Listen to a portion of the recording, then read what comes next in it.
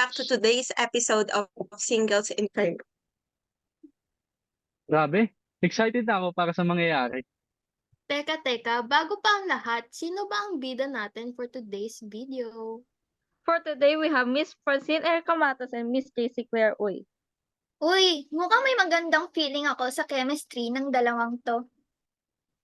Nako, ang dami mong sinasabi. Let's watch what will happen to them na lang.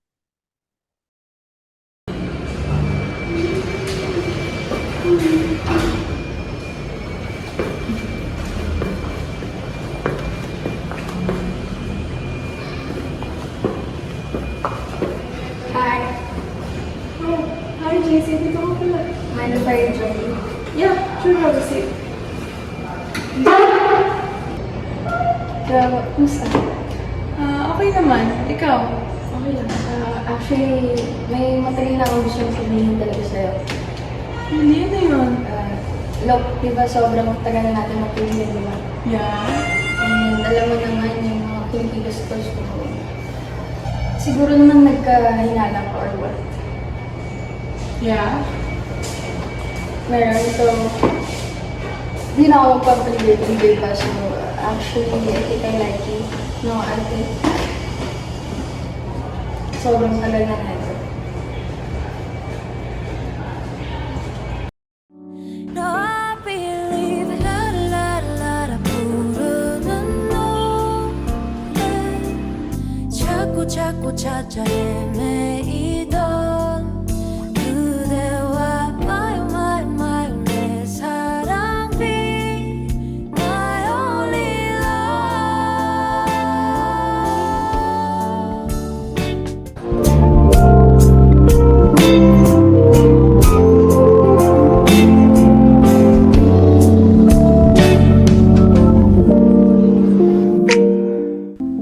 So ayun nga, pinakita nila kung ano yung ideal na gawin kapag nandiligaw. Sa ngayon, pag-usapan natin yung mga adults about dun. Siyempre, unang-una sa lahat, don't court multiple people at the same time. Huwag niyong pagsabay-sabayin, no? Huwag niyong gawing backup yung iba. Naku, pustahan yung iba dyan. May favorite pa dun sa limo. Kidding aside, focusing on one person allows for deeper emotional investment and fosters trust and authenticity in the relationship building process. Pangalawa naman, don't be dishonest about your intentions or actions.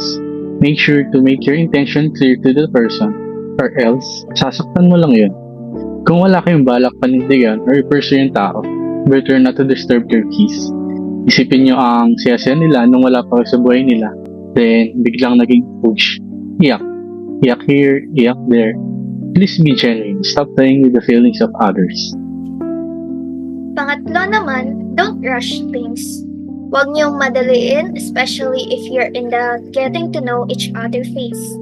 Before getting some deep details about the person, we need to build trust first. And well, trust takes a lot of time and effort. Better to be slow-paced than having fast-paced progress.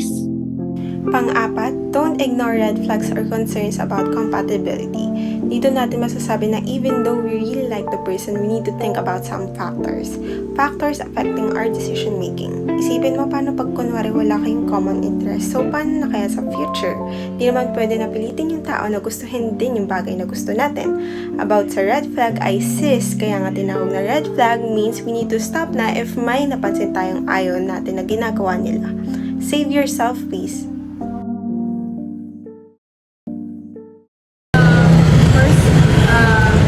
Thank you. Ang ganda ng flowers. I appreciate it. But aside from that, gusto sana akong sabihin sa'yo. Since matagal na tayo magkaibigan and marami na tayo pinagsamahan, I can feel this special connection between us and sa'yo lang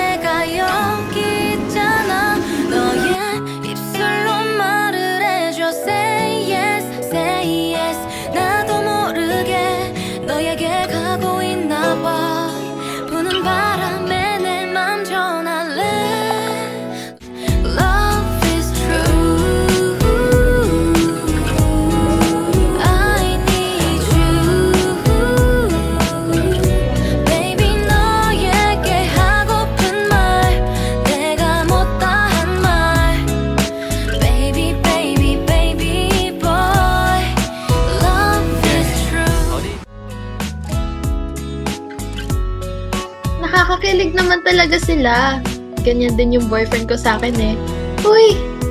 Pag-usapan na nga natin yung don'ts during dating. The first thing is don't be carried away by your anger or pride. From my own experience, marami na rin kami naging arguments ng girlfriend ko. Pero pag nag-uusap kami, we talk calm. Kasi na-realize namin kapag galit kami, mas lalong lumalaki. It shouldn't be me versus her, but instead, us versus the problem. Kaya pag nag-aaway kami, regardless kung sino yung tama, we both apologize to each other. Second, don't ignore your partner's feelings.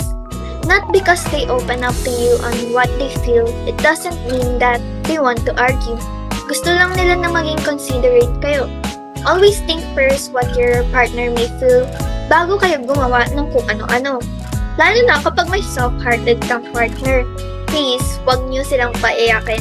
Don't make them overthink and be hurt because of your actions. Third, don't disregard body gestures.